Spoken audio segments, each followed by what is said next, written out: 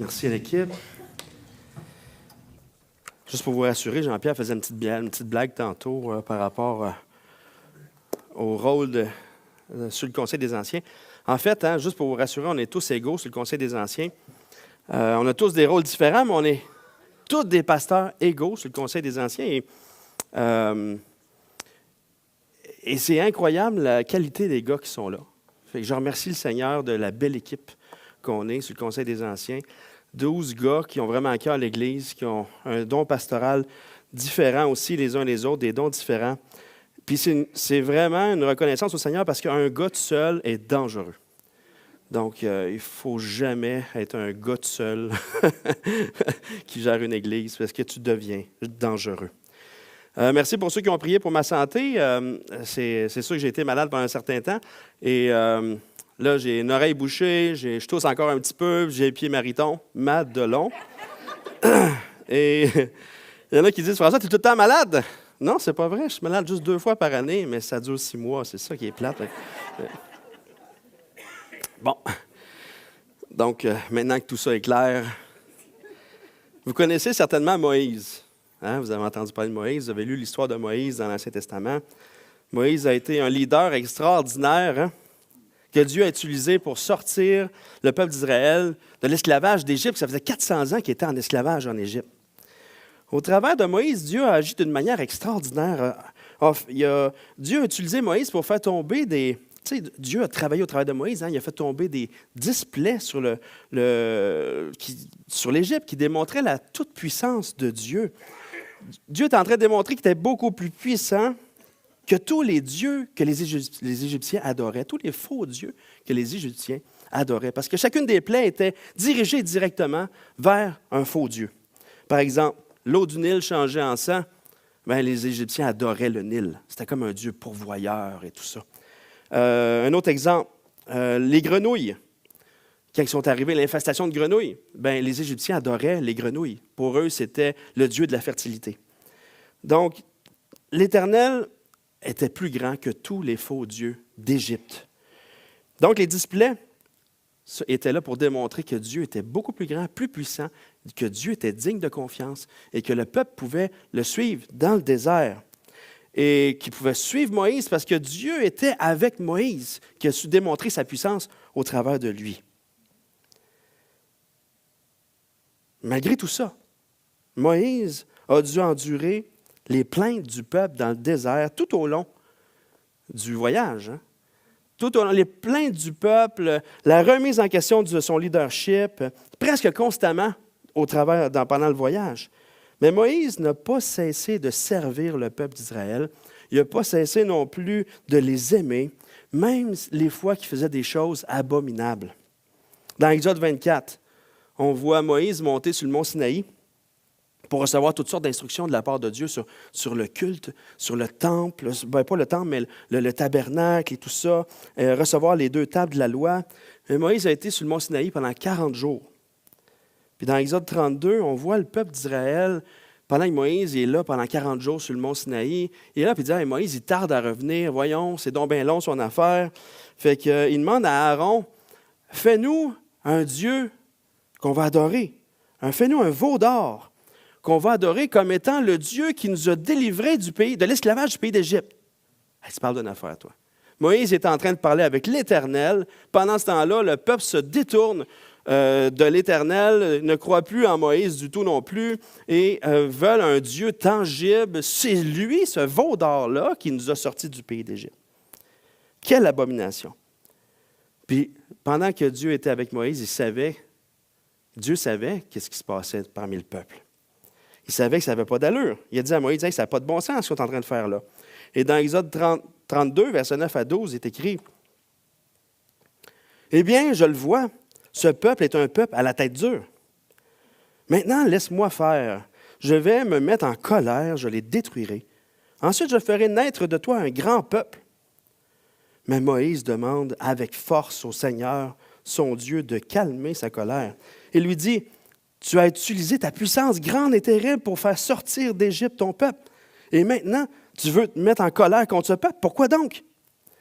Si tu agis ainsi, les Égyptiens vont dire, « Le Seigneur est méchant. C'est pourquoi il a fait sortir sortir les Israélites de notre pays. Il a voulu les tuer dans les montagnes et les faire disparaître de la terre. Seigneur, calme le feu de ta colère. Renonce à faire du mal à ton peuple. Je ne sais pas si Dieu avait vraiment dans son cœur cette volonté-là d'anéantir le peuple. Je crois que ça nous a été apporté pour démontrer plutôt le cœur de Moïse. Le cœur de Moïse, rempli d'humilité, rempli d'amour pour le peuple, rempli d'amour pour Dieu. Moïse, devant cette offre-là que Dieu lui faisait, hey, je vais recommencer avec toi, il aurait pu dire, « Wow, hey, méchant honneur qui m'est donné, je vais devenir un nouvel Abraham. » Ben non, c'est pas ça qu'il a fait. Il a intercédé pour le peuple. Il avait vraiment à cœur la réputation de Dieu. Il ne voulait pas que rien ne vienne entacher la réputation de Dieu. Qu'est-ce que les Égyptiens vont penser de toi? Ils vont dire que tu es un Dieu méchant. Donc Moïse ne voulait pas que rien ne vienne entacher la réputation de Dieu, que le nom de l'Éternel soit sali. Moïse cherchait constamment les intérêts de Dieu, les intérêts du peuple et pas les siens. Aujourd'hui, je ne vous parle pas de Moïse. Je n'ai parlé longtemps, là, mais ce n'est pas ça que je vais faire. C'était simplement pour souligner comment était le cœur de Moïse, parce qu'on retrouve les caractéristiques du cœur de Moïse. Ces caractéristiques-là, on les retrouve exactement dans le cœur de Paul, de l'apôtre Paul. L'apôtre Paul, il avait un cœur rempli d'amour pour les Corinthiens et il voulait absolument pas que rien vienne entacher ou faire ombrage ou discréditer le ministère de l'Évangile. Il voulait que rien qui vienne de lui, ni des Corinthiens, ni de qui que ce soit, ait pour fruit de discréditer le merveilleux ministère de l'Évangile. Et dans 2 Corinthiens 6,3, il est écrit, l'apôtre Paul dit, « Nous ne donnons aucun sujet de scandale en quoi que ce soit, afin que le ministère ne soit pas un objet de blâme. » Ça va être le point central du message aujourd'hui. On va se référer constamment à ce verset-là. Nous ne donnons aucun sujet de scandale en quoi que ce soit, afin que le ministère ne soit pas un objet de blâme. Donc aujourd'hui, on poursuit, comme vous l'avez deviné, notre série sur 2 Corinthiens qu'on a intitulée « La force dans la faiblesse ». Et le titre du message ce matin, c'est « Comment saboter l'Évangile ». Hein? L'Évangile qui crée les ponts, mais là, on voit le pont qui est sauté. Comment saboter l'Évangile? Et on va voir au travers de 2 Corinthiens chapitre 6, versets 1 à 13, on va voir 5 pots de banane à éviter pour ne pas saboter le ministère de l'Évangile. Donc oui, aujourd'hui, on parle de pots de banane. Avant, juste un petit rappel de pourquoi l'apôtre Paul écrit aux Corinthiens à ce moment-là. Il leur ouvre son cœur et il dit comment il se sent. Il leur dit à quel point ils sont précieux pour eux, à quel point il les aime, à quel point aussi il souffre pour eux. Mais les Corinthiens, là, à ce moment-là, sont influencés par des faux docteurs. Les faux docteurs sont infiltrés dans l'Église, ils prêchent un autre évangile, un faux évangile. Il y a certains de ces faux docteurs-là qui semblent prêcher un évangile centré sur les œuvres, sur un légalisme, mêlé de lois, donc un évangile légaliste. Et d'autres sont dans l'autre extrême, semblent prêcher un autre évangile qui n'apporte aucune transformation de vie. Donc, l'évangile n'a pas d'effet dans ma vie, j'en ai rien à faire avec le péché, donc on continue notre vie comme si rien n'était. Donc, un évangile qui ne traite pas le péché dans notre vie. On voit des indices de ces deux types d'évangiles-là extrêmes au travers un peu partout dans l'épître de Paul, dans la deuxième épître de Paul aux Corinthiens. Donc, ces faux docteurs-là voulaient s'élever en discréditant Paul. Voyez ce qu'il fait. C'est pas correct. Vous n'avez pas à le suivre. C'est un faux apôtre. En plus, il ne fait même pas partie des 12. Voyons donc. C'est le moindre des apôtres. On est bien meilleurs que ça. Nous autres, on est un autre type d'apôtre et tout ça. Même, regardez les souffrances qu'il vit, ça le discrédite. Voyons donc. Est-ce que Dieu serait avec lui? Est-ce que ça démontre que Dieu est avec lui? Il souffre tout le temps. C'est juste une démonstration du fait qu'il n'est pas avec lui. Donc, les Corinthiens entendaient ces paroles-là.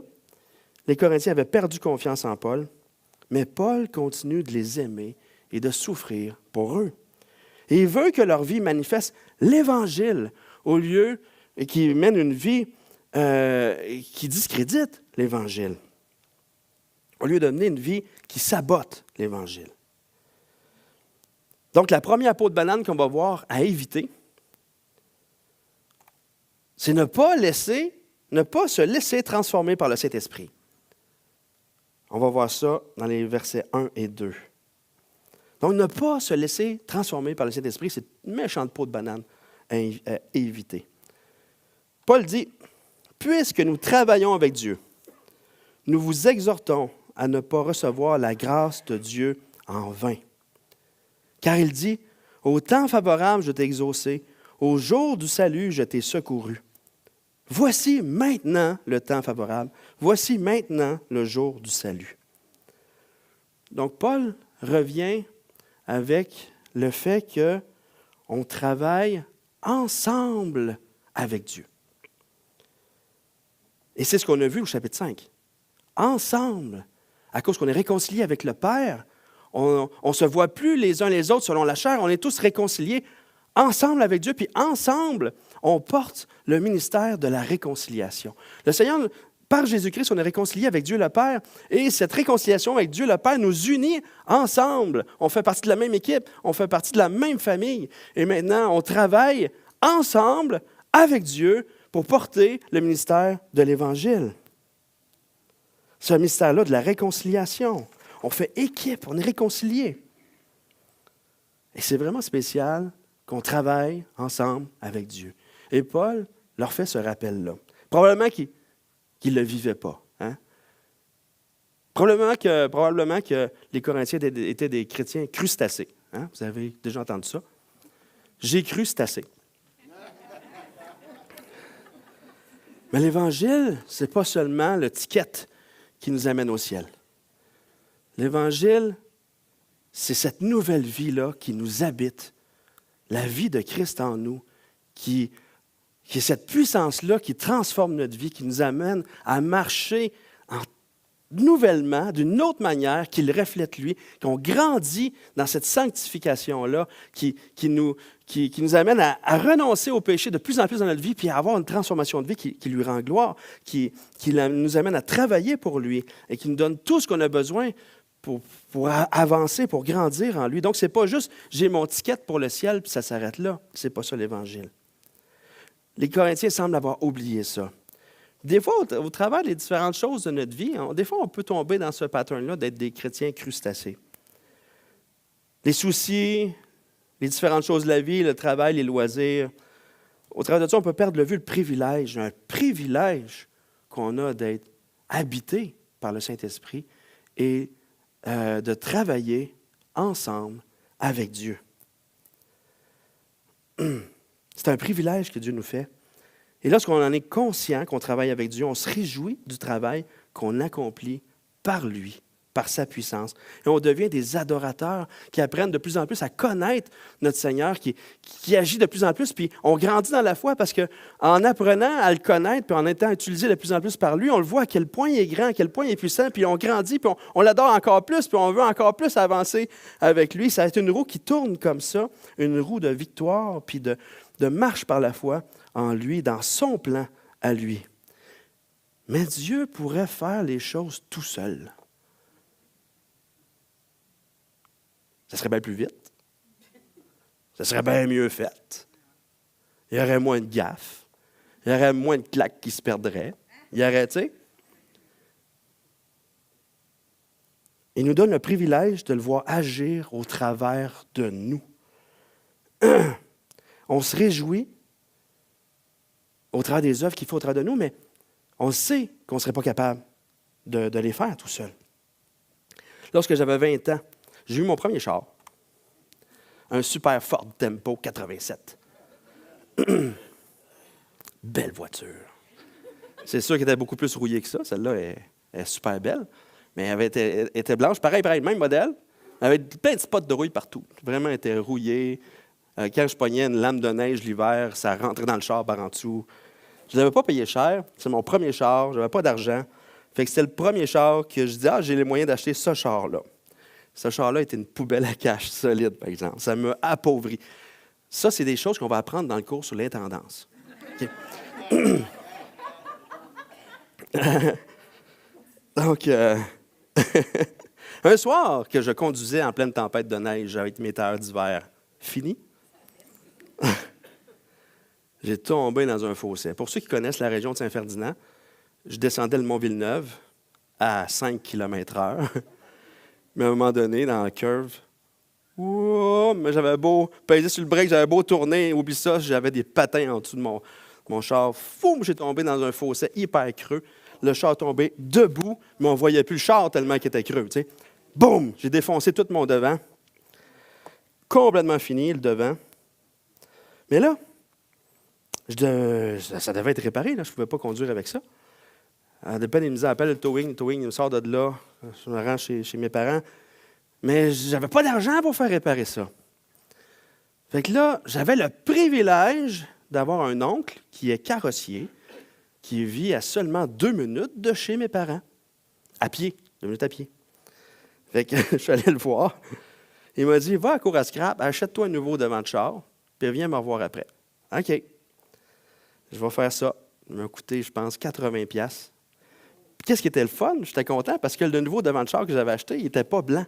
Il était rouge. Fait que ça donnait un petit look spécial. C'est rendu un char de clown. J'étais content. En tout cas, j'avais un char au nez rouge. Mais là, quand je retourne avec mon nouveau devant de char, dans le char, tu sais, pas posé, fait que, je vais le voir et il dit, « Hey, il m'a dit, c'est pas moi qui va le faire. C'est toi. Moi, je ne toucherai pas à ton char. C'est toi qui vas le faire. Je te prête mon garage, mes outils. Je vais t'expliquer comment tu vas le faire, mais je ne serai pas là. Tu le fais tout seul. Tu vas apprendre, tu vas être fier. » Il a pris 2 minutes, pour vrai top chrono, pour m'expliquer le fonctionnement. Il m'a dit, même pas ouvert le hood, là. Il m'a dit, OK, là, tu vas trouver tant de vis à desserrer, puis tout ça. Puis là, ce modèle-là, les lumières pour les démonter, c'est telle chose, telle chose, telle chose. Pour les défixer, pour les refixer, il va falloir que tu fasses telle affaire, telle affaire, telle affaire. Là, OK, parfait. Fait qu'il se pousse. Fait que là, oh! Je dis, OK. Mais là, lui, ça aurait pris 10 minutes de faire ça au complet tout seul. Là. Ça aurait pris 10 minutes de faire ça. Il est tellement habitué. C'est un carrossier.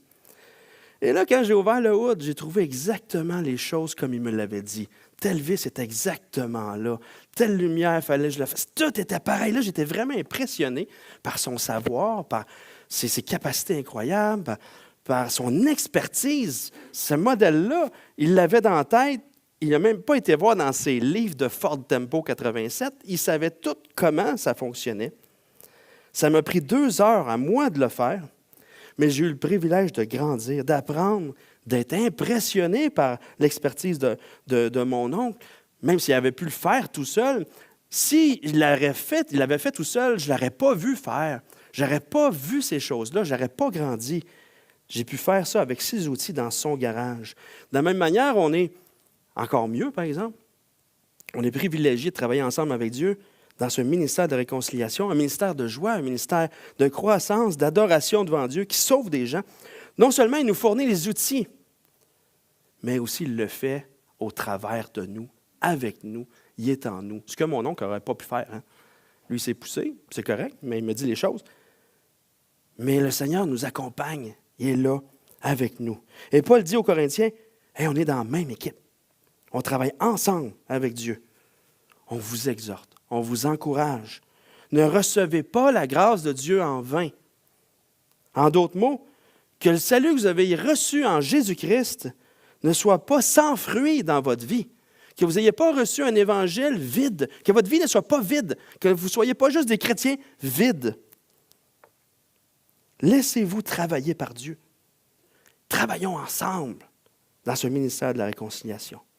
Et Paul va citer un passage d'Ésaïe qu'on retrouve dans Ésaïe 49, verset 8, où il est écrit « Ainsi parle l'Éternel, au temps de la grâce, je t'exaucerai, au jour du salut, je te secourrai. » Donc, Paul utilise le passage d'Ésaïe 49, 8, qui est une prophétie qui parle du rétablissement d'Israël après son retour d'exil à Babylone, mais qui est en même temps une prophétie qui parle du temps de grâce où toutes les nations vont avoir accès au salut par le serviteur de l'Éternel qui est nommé au début du chapitre 49, qui est Jésus-Christ. On voit ça vraiment dans la première partie du chapitre 49. Et Paul prend un texte qui était au futur dans l'Ancien Testament et il le met au présent. Il dit, au temps favorable, je t'ai exaucé. Comme une action faite. Au jour du salut, je t'ai secouru. Et Paul ajoute, voici maintenant le temps favorable. Voici maintenant le jour du salut. Donc Paul est en train de dire, arrêtez de niaiser. Arrêtez de niaiser. C'est aujourd'hui que ça se passe. Que la grâce de Dieu que tu as reçue en Jésus-Christ puisse porter du fruit à plein dans ta vie. Laisse-toi transformer. Laisse agir le Saint-Esprit en toi. Sois participant du ministère de la réconciliation avec nous, parce qu'on est dans la même équipe, on travaille ensemble avec Dieu. Crois pas ce que les faux docteurs sont en train de dire. Laisse agir le vrai évangile dans ton cœur. Dieu va agir au travers de toi. Sabote pas l'Évangile par une vie non transformée, par une résistance à l'action du Saint-Esprit, causée par une fausse philosophie, une fausse compréhension de l'Évangile de part et d'autre, de légalisme ou de laxisme. Et Paul dit, hey, regardez-nous, verset 3. Il dit, nous, on ne donne aucun sujet de scandale à quoi que ce soit, afin que le ministère ne soit pas un objet de blâme. Donc, Paul, comme Moïse, avait réellement cette vision-là qu'il n'y ait rien qui provient de lui-même qui vienne porter ombrage au ministère de l'Évangile, qui vienne saboter l'Évangile. Qu'il n'y ait rien de lui-même que les autres voient chez lui qui discrédite la vérité du message victorieux qu'il proclame. Que personne, en le regardant agir, puisse dire « Oh boy, c'est ça un ministre de l'Évangile. Je ne veux rien savoir de son message. » Tu sais. C'est une fois un pasteur qui participait à des travaux de construction pour l'agrandissement de l'église dans laquelle il œuvrait. Et là, il clouait des clous avec les autres, avec toute l'église. Ils travaillaient ensemble. Et là, il se rend compte qu'il y a un petit garçon qui était là constamment à côté de lui, puis il la regardait. Puis là, il continuait à clouer des clous, puis à un moment donné, il regarde, puis là, le petit garçon était rendu là, puis il la regardait. Puis, il continue, la journée passe comme ça. Là, il y a le petit garçon derrière une poutre, puis il la regarde comme ça, tu sais. Puis, voyons, qu'est-ce qu'il y a, ce petit garçon-là m'a regardé tout le temps. Puis, à la fin de l'après-midi, il demande au petit garçon, il se dit peut-être qu'il y a une question au niveau biblique qu'il veut me poser, il n'ose pas venir me voir, je ne sais pas, peut-être qu'il est gêné. Fait que le pasteur demande au petit gars, as-tu une question, as-tu quelque chose? Non, je suis là juste pour t'observer. OK. Ben, pourquoi? Il dit, je voulais savoir ce qu'un pasteur dit lorsqu'il se cogne le doigt avec un marteau. C'est une histoire que vous avez certainement déjà entendue. Mais il était curieux. Il l'avait suivi juste pour savoir s'il n'y aurait pas des gros mots qui sortiraient de sa bouche s'il se cogne le doigt avec son marteau. Les gens observent ce qu'on dit. Ils observent nos vies pour voir si l'Évangile est vrai. Donc, ne soyons pas un objet de scandale qui porte ombrage à l'Évangile. Le message de l'Évangile en lui-même peut choquer. Ça, c'est vrai, on n'y peut rien. Parce que le message de l'Évangile en lui-même apporte une mauvaise nouvelle. Hein? Dieu est en colère contre le péché et la colère de Dieu demeure sur nous. Mais en même temps, il apporte la bonne nouvelle que la colère de Dieu contre le péché a été apportée sur Jésus, a été transférée sur Jésus. Jésus l'a subi pour nous. Et la bonne nouvelle, c'est que ce cadeau-là que Dieu nous offre, de la grâce au travers de Jésus, est accessible à tout le monde. On peut la saisir par la foi. C'est une bonne nouvelle. Mais le message de l'Évangile peut choquer. Mais qu'il n'y a rien d'autre que le message de l'Évangile qui puisse choquer les gens. Pas notre attitude, pas nos paroles, pas notre cœur, pas rien de ça. Et Paul se nomme comme modèle au verset 3. Nous ne donnons aucun sujet de scandale en quoi que ce soit, afin que le ministère ne soit pas un objet de blâme. Mais comment Paul est un modèle qui ne porte pas ombrage au ministère de l'Évangile? On va regarder la deuxième peau de banane à éviter, qui est de ne pas renoncer à ses droits. C'est une peau de banane à éviter. Ne pas renoncer à ses droits peut apporter un obstacle à l'Évangile ou peut saboter l'Évangile. On va lire les versets 4 et 5. « Mais nous nous rendons à tous égards recommandables comme serviteurs de Dieu par beaucoup de patience dans les tribulations, dans les calamités, dans les détresses, sous les coups, dans les prisons, dans les troubles, dans les travaux, dans les veilles, dans les jeûnes. » C'est toutes des difficultés que l'apôtre Paul a vécues au travers du ministère de l'Évangile. Des choses qu'il a endurées, des choses qu'il a supportées. Et là, ce qu'on dit, que c'est par beaucoup de patience, il parle vraiment d'endurance. Il parle de ne pas fléchir sous un poids très lourd sur ses épaules. Il le soutient, il résiste, il endure ce poids-là. Paul, devant toutes les difficultés qui sont nommées là, démontre qu'il a renoncé à ses droits à lui à cause du ministère de l'Évangile. Je ne sais pas si vous avez remarqué, mais toutes les difficultés qui sont mentionnées là sont au pluriel. Paul a vécu toutes ces choses-là, pas rien qu'une fois. Il les a vécues plusieurs fois. Paul s'est mis de côté, lui-même, sa vie de côté, pour ne pas porter ombrage à l'Évangile, pour ne pas saboter l'Évangile. Il a enduré, il a supporté, il a été patient. Et c'est facile de porter ombrage au ministère de l'Évangile ou de saboter l'Évangile lorsqu'on met l'accent sur ce qui peut nous déranger, nous, dans notre société, ou ce qui peut nous faire peur, ou des fois des mauvaises compréhensions de telle culture ou de telle personne qui vient de tel pays, qu'on a peur qu'ils viennent nous imposer nos choses, leurs choses et tout ça. On peut mettre l'accent. Et là, c'est facile qu'au lieu d'endurer les difficultés, de tomber dans un combat pour nos droits, pour garder nos libertés.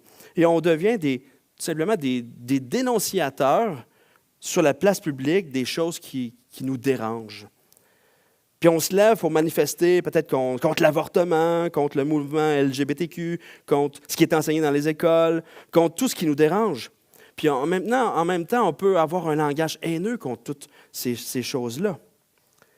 Mais on oublie qu'en faisant ça, on n'est pas en train de faire le bien. On est en train de devenir, malheureusement, des obstacles à l'Évangile.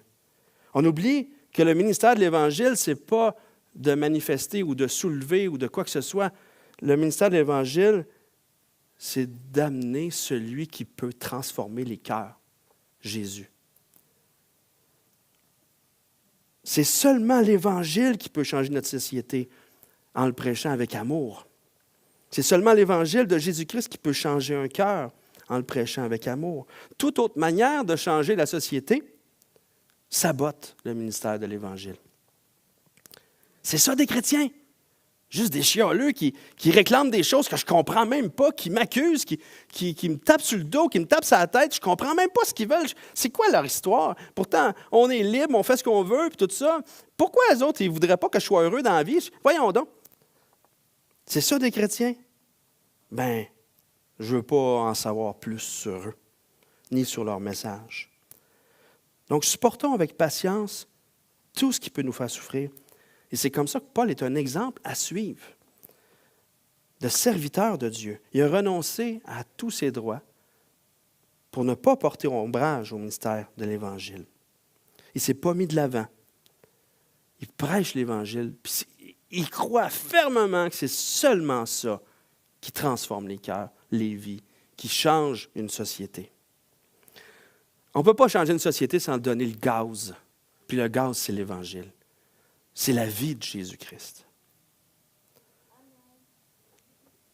Une troisième peau de banane à éviter pour ne pas saboter l'Évangile, c'est ne pas être sans reproche au niveau de notre vie morale. Donc, Paul continue à se citer en exemple. Donc, pourquoi il se recommande comme étant un serviteur de Dieu? Et là, au début, c'était par les difficultés qu'il a vécues, mais maintenant, verset 6,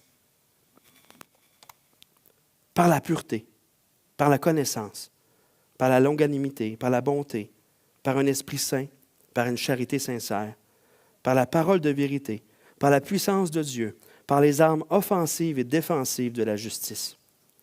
Donc, Paul avait une vie irréprochable, interne et irréprochable, dans sa justice, dans sa pureté, dans sa bonté, dans sa patience, dans son amour, dans les mots qu'il a, dans sa croyance en la vérité, dans sa volonté d'agir avec justice et pas faire des choses injustes. Donc, Paul avait une vie interne morale pure, sans reproche. Souvent, je me fais appeler par le salon funéraire pour apporter des cérémonies. Et ça arrive très souvent où les gens m'ont choisi en tant que célébrant pour une raison. Ils voulaient s'assurer que ce ne soit pas un curé ou un prêtre qui fasse la cérémonie. C'était la raison. Je disais, OK, moi, OK, c'était pas parce qu'ils voulaient entendre parler de Jésus, peu importe. Non, la seule raison, c'était, je veux absolument pas que ce soit un curé ou un prêtre. Ils disent souvent, parce que je ne veux plus rien savoir de l'Église catholique, à cause de tous les scandales sexuels qu'on a entendus dans le dernier siècle, au travers de tout ce qu'ils ont fait au peuple autochtone, au travers de tout, c'était incroyable, je ne veux plus rien savoir. Et malheureusement, ça peut se passer aussi, et ça se passe aussi dans le monde évangélique. Des leaders qui ont tranquillement toléré le péché d'immoralité dans leur vie, ce péché-là les a amenés à grandir là-dedans et ils ont glissé. Ils ont glissé dans l'adultère ou dans d'autres choses. Une vie cachée, impure, qui porte vraiment ombrage au ministère de l'Évangile, qui sabote l'Évangile. Donc, que ce soit par l'impureté, le manque de bonté, le manque d'amour, les mensonges, l'injustice, ce sont toutes des choses qui peuvent vraiment saboter l'Évangile. Paul dit, je me recommande, je démontre, je suis un serviteur de Jésus-Christ, oui, par toutes les difficultés que j'ai vécues, mais aussi par ma vie morale sans reproche. Donc, une autre peau de banane à éviter, ne pas être sans reproche moralement. Maintenant, regardons le quatrième peau de banane à éviter pour ne pas saboter l'Évangile lorsque le regard des gens est plus important que le regard de Dieu. Paul continue de se citer en exemple au travers des versets 8 à 10. Il va dire, « Au milieu de la gloire et de l'ignominie, au milieu de la mauvaise et de la bonne réputation, étant regardé comme imposteur, quoique véridique, comme inconnu,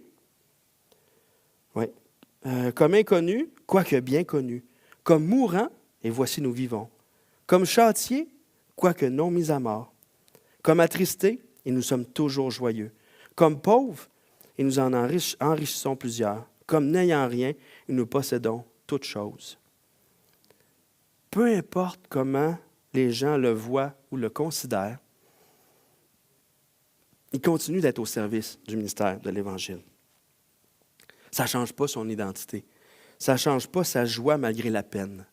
Ça ne change pas le fait quand Jésus il est riche et il partage sa richesse de l'Évangile. Ça ne change pas quand Jésus, il a tout. Paul n'est pas affecté par les regards des autres. Mais c'est facile de se mouler aux gens.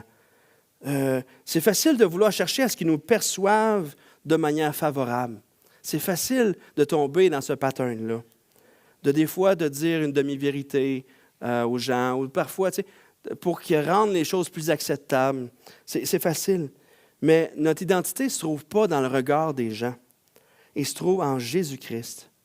Et par la foi, on peut savoir que Dieu nous regarde favorablement au travers de Jésus-Christ. Et on sait que lorsqu'on va être devant lui, quand on va arriver devant lui, il va nous regarder avec un regard favorable à cause de Jésus-Christ. Et c'est ça qui est important. C'est le regard favorable que Dieu a sur nous au travers de Jésus. C'est là notre identité et il n'y a rien qui peut changer ça. Et Paul connaît son identité qui ne peut pas changer en Christ. Donc, c'est un quatrième pot de banane à éviter. Le regard des gens est plus important que celui de Dieu. Maintenant, le cinquième pot de banane à éviter pour ne pas saboter l'Évangile, ne pas aimer nos frères et sœurs. Et Paul continue d'être un exemple d'amour. Un exemple d'amour à imiter dans les versets 11 à 13, et c'est très touchant ce qu'il va dire, de la manière qu'il va le dire. Il va dire, « Notre bouche s'est ouverte pour vous. Corinthiens, notre cœur s'est élargi. Vous n'êtes pas à l'étroit au-dedans de nous, mais vos entrailles se sont rétrécies. Rendez-nous l'appareil. Je vous parle comme à mes enfants. Élargissez-vous aussi. Paul aimait les Corinthiens de tout son cœur, comme Moïse aimait le peuple d'Israël de tout son cœur. Paul était un exemple d'amour inconditionnel. C'est vraiment touchant de voir comment Paul s'adresse aux Corinthiens. Notre cœur s'est élargi. Vous n'êtes pas serrés en dedans de nous. Vous avez de la place, en masse. Vous n'avez pas idée comment je vous aime. Hey, on travaille ensemble, on est dans la même équipe. On n'est pas des ennemis. Je vous aime. Le contraire aurait porté un ombrage à l'Évangile. Le contraire aurait saboté le mystère de l'Évangile. Jésus dit dans Jean 13, verset 35, « À ceci, tous connaîtront que vous êtes mes disciples si vous avez de l'amour les uns pour les autres. » Ne pas aimer un frère ou une sœur sabote le ministère de l'Évangile. Et Paul exhorte les Corinthiens à s'ouvrir le cœur, à ouvrir leurs entrailles pour laisser une place à Paul. Je vous aime. Vous avez beaucoup de place dans mon cœur. S'il vous plaît, élargissez donc votre cœur pour moi. Faites-moi de la place dans votre cœur. Et ça a l'air anodin, cette dernière chose, ce dernier pot de banane-là. Mais parfois, on peut fermer notre cœur à quelqu'un dans l'Église, même sans rendre compte. À un frère, à une sœur. Peu importe qui on est, personne n'est à l'abri de fermer son cœur à un frère, à une sœur dans l'Église. On peut fermer notre cœur tranquillement, le fermer de plus en plus, sans qu'on s'en rende compte, un peu comme une grenouille dans l'eau chaude, hein? Qui finalement, elle ne s'en rend pas compte que l'eau devient de plus en plus chaude, puis finalement, elle meurt cuite. On finit par tellement fermer son cœur qu'on arrive même à ne plus aimer cette personne-là. Et ça crée des murs qui sont presque infranchissables entre les personnes. Peut-être que là, vous vous dites, « non, ça n'arrive pas à moi, ça. Jamais. Non, moi, j'aime tout le monde dans l'Église, là. Peut-être que lui, il n'aime pas, là. Peut-être que ça arrive à elle, mais ça ne m'arrive pas à moi. » Hein, peut-être que tu ne t'en rends pas compte.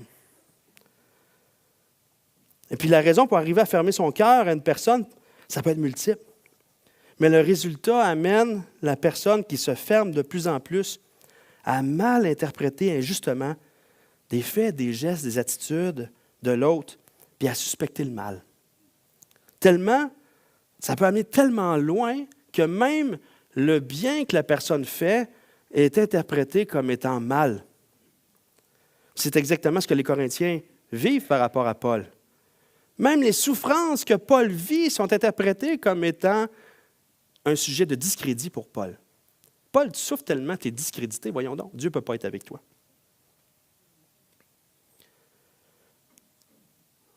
Puis je vous le dis, c'est terrible. Puis personne n'est à l'abri de ça. Puis je vous le dis à ma plus grande honte, je vous confesse, j'ai vécu ça avec une personne très dernièrement.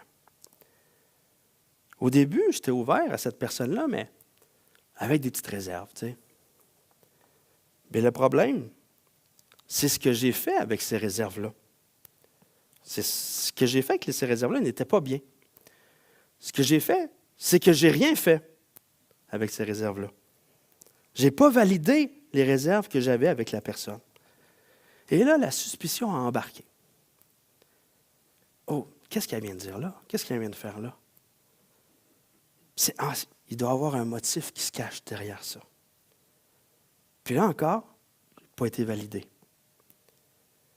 Et là, ça vient une fausse interprétation de ce que la personne fait. Puis tu crois ça dur comme fer.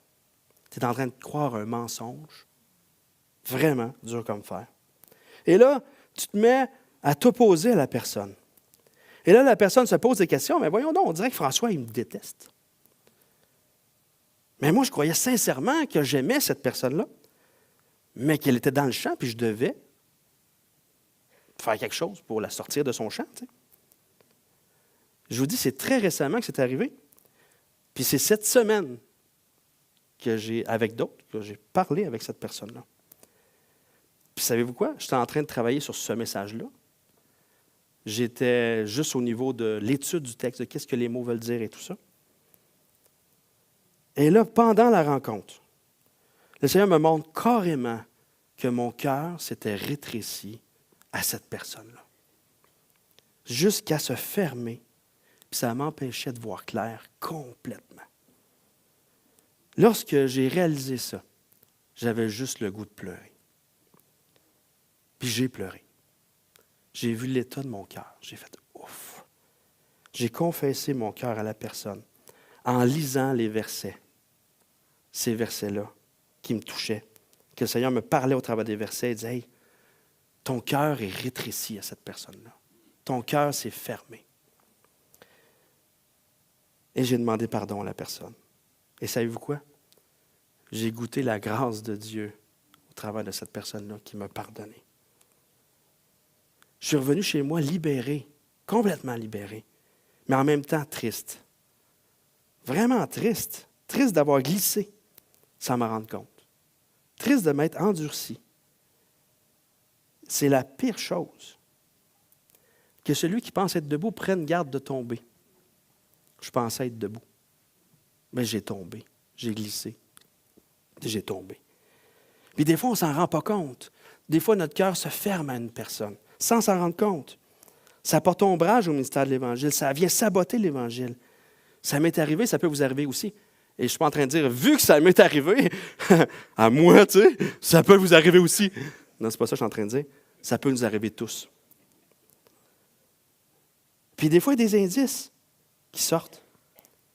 Hey, cette personne-là, je ne suis pas capable de travailler avec. Tu interprètes ses faits et gestes de manière négative.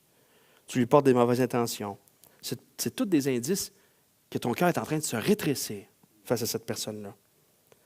Mais on est des porteurs du ministère de réconciliation parce qu'on a été réconciliés avec le Père par le Fils. Ne laissons rien mettre un mur entre nous. On n'a plus à se regarder ça avec la chair, selon les yeux de la chair, mais avec les yeux de l'Esprit comme faisant partie de la même famille, de la même équipe. Sinon, ça porte ombrage au ministère de l'Évangile. Et ça peut être entre un mari et une femme aussi. Ça peut être dans n'importe quel type de relation. Notre cœur peut se fermer tranquillement. Ça porte ombrage au ministère de l'Évangile. Puis on peut s'aider là-dedans. On peut s'entraider là-dedans. Si on se rend compte qu'une personne nous parle négativement d'une autre personne, oui, c'est de la médisance, mais en même temps, on peut lui demander, est-ce que par hasard, ton cœur est en train de se rétrécir face à cette personne-là? Ne nous laissons pas mutuellement là-dedans. Paul aime profondément les Corinthiens. Il trouve tellement précieux le ministère de l'Évangile, il veut que rien apporte un ombrage. Il ne veut pas saboter l'Évangile. Il n'abandonne pas les Corinthiens. Il les exhorte à se laisser transformer par l'Évangile, à être des porteurs du ministère de l'Évangile, de manière à ce que rien ne vienne saboter le ministère de l'Évangile, ni le dénaturer, ni lui amener une mauvaise réputation. C'est la gloire de Dieu qui compte, ce n'est pas nous. Pour Moïse, c'était la réputation de Dieu qui comptait avant tout, pour Paul aussi. Donc, laissons-nous transformer par le Saint-Esprit. Renonçons à nos droits. Soyons moralement sans reproche. Que le regard de Dieu puisse compter plus que celui des personnes.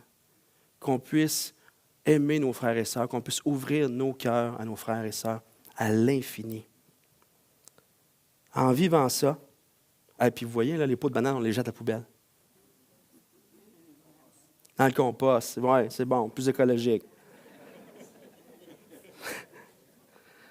Nous, en faisant ça, nous ne donnons aucun sujet de scandale en quoi que ce soit, afin que le ministère ne soit pas un objet de blâme. Et tout ça se fait pourquoi? Parce qu'on est habité de Jésus-Christ. Donc, on peut y arriver. On a le Saint-Esprit en nous qui nous accompagne. C'est le gaz en nous qui nous donne une nouvelle manière de marcher, de vivre, de voir la vie, de voir son ministère, de voir le monde, de se voir les uns les autres. puis d'aimer Dieu, puis de s'aimer les uns les autres. On va prier. Seigneur, merci. Merci pour ce texte. Seigneur, des fois, on voit Moïse, on voit Paul, on dit, voyons donc, ils ont vécu des choses tellement difficiles. Mais tout ça nous sert à nous aujourd'hui. Et tout ça est une bénédiction au travers des siècles de l'Église, d'apprendre au travers des exemples de ces hommes-là, animés de ton esprit, qui vivaient complètement, constamment pour ta gloire, qui voyaient leur vie comme étant juste un moment à passer, mais à le vivre pour ta gloire pleinement, sachant que c'est la vie éternelle qui compte. Et Seigneur, donne-nous ce regard-là, cette vision-là de notre vie, qu'on puisse constamment aussi puiser nos forces en toi, constamment, qu'on ne soit pas ces chrétiens crustacés-là qui font rien, qui ne portent pas de fruits pour toi, qui ont juste l'étiquette du ciel dans sa poche arrière. Mais non, Seigneur, on veut être ceux qui vivent par toi, pour toi, avec toi, pour ta gloire, Seigneur. Et protège-nous de ces pots de bananes qu'on a vus. Seigneur, qu'on puisse vraiment les voir, les identifier, les éviter, les jeter au compost, Seigneur. Merci pour ce que tu vas faire, que tu continues de faire. Merci de toucher nos cœurs. Merci de venir nous parler directement à nos cœurs quand on vit des choses. Ne permets pas qu'on puisse rester endurci, Seigneur, qu'on puisse être sensible à ta voix, qu'on puisse être vraiment se laisser transformer par toi, Seigneur. Donne-nous d'être ces chrétiens-là qui regardent à toi et pas à nous, Seigneur. Merci pour ce que tu fais. Amen.